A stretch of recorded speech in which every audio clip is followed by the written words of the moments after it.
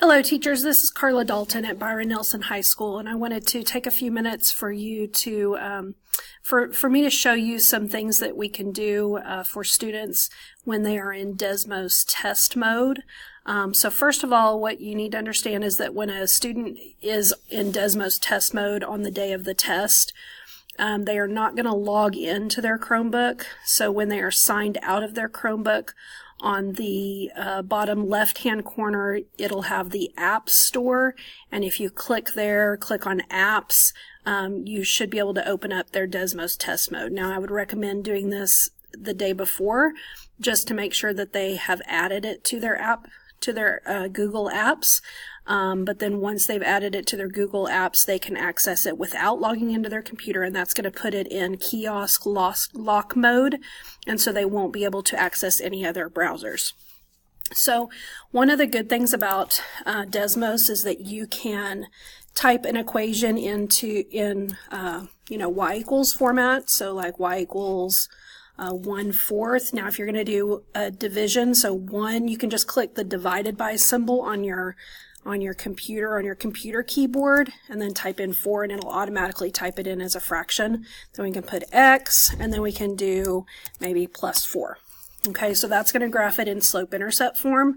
Of course, you can also use this keyboard that's down here at the bottom. You can close that keyboard as well if you don't want to see that, but sometimes students like to type it in this way as well. So if they're going to use this keyboard, they would just do y equals, you can still do division just like you can on your regular keyboard, so let's do a different fraction, 2 divided by 3, and then you just want to hit the arrow over to get over to the side so that you can click x, and then you can do plus 5, let's say. Okay. Now the other thing that you can do is you can type in the equation in standard form, so I could do 2x plus 3y equals 6, and that's going to graph it. You can also do it as a quadratic. So if I'm going to, let's say I'm going to do y equals, let's say 2x squared, and to do the squared you can either hit this button here or you can hit the caret on your own keyboard, plus 3x minus 4. So that'll graph it that way. But of course you could also do vertex form of a quadratic. Y equals 2 parentheses x minus 4 quantity squared plus 5. So you can see that you can type an equation in multiple different ways. And so that's something that's good to know for students. Now, the other thing that's nice with Desmos is that when you see a point right there, we can just click on it and it'll tell us what that point is. You can click on any point. So if I'm wanting to find, let's say I want to find this y-intercept of this red quadratic. So I'm going to click on it. You want to try and get it as close as you can to the y-axis, and you can see where that y-intercept is. The other thing you can do is you can zoom in. So you click this little plus sign up here, and I can zoom in even more, and you can see a little bit better that that's where that y-intercept is. Okay, so again, you can click on any point you want to. You could find the zeros of the quadratic. The only thing is to find the slope of a line, they would still have to count the rise over the run. Couple of other things about these buttons over here. So if you click on the wrench, this brings up your settings. Now right now I have it in projector mode, and what that does is it makes the lines a little bit darker. If I unclick it, you can see that it's not as dark, but projector mode makes it darker so that when you're projecting it, the students can see it a little bit better. You can change the grid. So right now we have a Cartesian grid, but there's also polar grid.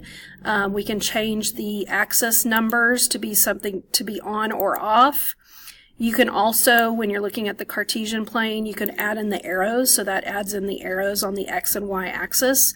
You can also limit the x-axis. Let's say I want to see just the positive or just the you know, first quadrant. So that would be, let's say, from 0 to 20. And then let's make the y the same thing, 0 to 20. And that's going to only show, you know, that first quadrant. If you want to go back to normal, you can just click the zoom out button, or you can always go back to home. The default zoom button will take you back to the regular window. You can add a label. So let me go back to my home. And let's go back here. Okay, let's say I want to put a label there. So I want to label my x-axis as just x. You can add that, and that puts the letter x there. If you want it to be time, you could change it to time. That just puts the label. Okay, so I could do the same thing on my y-axis. Label it y, label it distance, whatever you want that y-axis to be. Okay.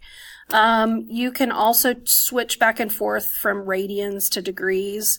That's helpful when you're, you know, using the trig function. So let's say I'm going to do sine of x. And you can see that we are in radians mode right now, so you can see. But if I click to degrees, of course, that's not going to show up correctly. So radians. And then if you don't want to see some of these lines, like let's say, okay, I'm done with this line, I don't want to see it anymore, you can either click the X, or you can click on this color here, just hold it down, and you can you know, turn it off. So just click off, and then it goes away. So at least you still got the equation there, but you can turn it off so you can't see it. If you want to change the color, just hold it down, click on it, and hold it down for a second, and I can just change the color to whatever I want. I can also change it to a dotted line, or a more dotted line, dashed line versus dotted, I guess I should say. Okay? And then again, just click it if you want it to turn off, click it again if you want it to turn back on. Okay? Let's see, the other thing is inequalities. So let me turn some of these off so it's not as crazy. Okay, so let's look at this one, but let me change it back to a solid line. Okay, let's say I want to change this now to be an inequality. So you can just highlight that equal sign, and here's your inequalities here. Of course, you could do it on your keyboard. One thing I will show you, let's say I want to do less than or equal to, but I don't want to use this keyboard down here. So I'm going to turn that keyboard off. If you'll do less than on your keyboard and then hit the equal sign right after that, it automatically puts that line there. All I did was I hit the less than button and then the equals button, and it automatically puts that there. Of course, a lot of kids are going to like to use this keyboard here to do less than or equal to, but you can do it both ways. Let's see, is there anything else? Okay, one other thing that I just thought of is if you are wanting to look at the table, so let's say I've got this equation, but I want to see what it looks like as the as a XY table. So if you go to Edit List, and you'll see this table pop up right there. And so you can click on that, it'll convert it to a table, and so then you can see ordered pairs. Now, if you noticed when I clicked that, it didn't show it for the inequality. It's not going to do a table for an inequality. It's also not going to do a table in standard form. But if it is in y equals form for a quadratic, linear, anything, then you can look at the table and you can convert to the table to look at it that way. And then just click the X when you're done. Let's see. You can duplicate it. That's pretty straightforward. Okay, so the other thing that I wanted to show you is how you can type in ordered pairs to a table and get that to graph. So if you click that plus sign up there, it's going to add an item. You can add an expression, which is what we've been doing, and then you can add a table. And so then I could type in the points that I want to see. So let's say I have 0, 3. Let's say then I also have